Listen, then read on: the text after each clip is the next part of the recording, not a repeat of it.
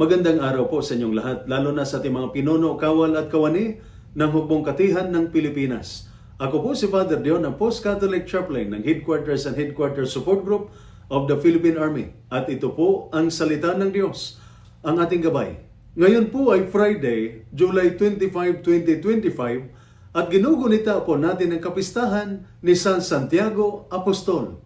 Si San Santiago ay isa sa pinakamalapit na kasama ni Jesus. Kasama siya sa mga mahalagang tagpo ng buhay ni Jesus. Sa bundok ng pagbabagong anyo, sa hardin ng Getsemani, at siya rin ang isa sa mga unang nag-alay ng kanyang buhay alang-alang sa mabuting balita. Ngunit hindi naging madali ang kanyang paglalakbay. At dito natin siya mas madaling maunawaan.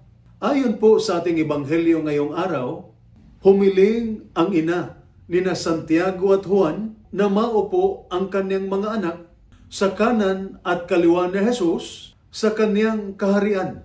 Isang ina na may ambisyon para sa kanyang mga anak. Ngunit sinagot sila ni Jesus. Ang sino mang nagnanais maging dakila ay dapat maging lingkod.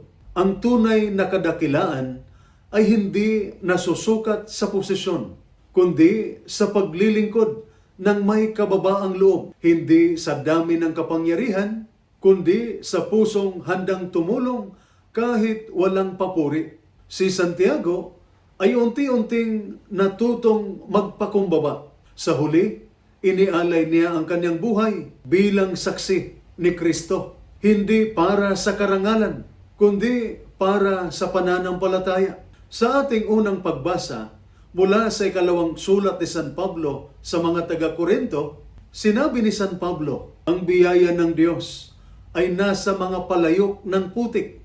Tayo iyon, mahina, marupok, ngunit pinili pa rin ng Diyos na kumilos sa atin. Hindi dahil sa lakas natin, kundi dahil sa lakas ng Diyos na nahahayag sa ating kahinaan.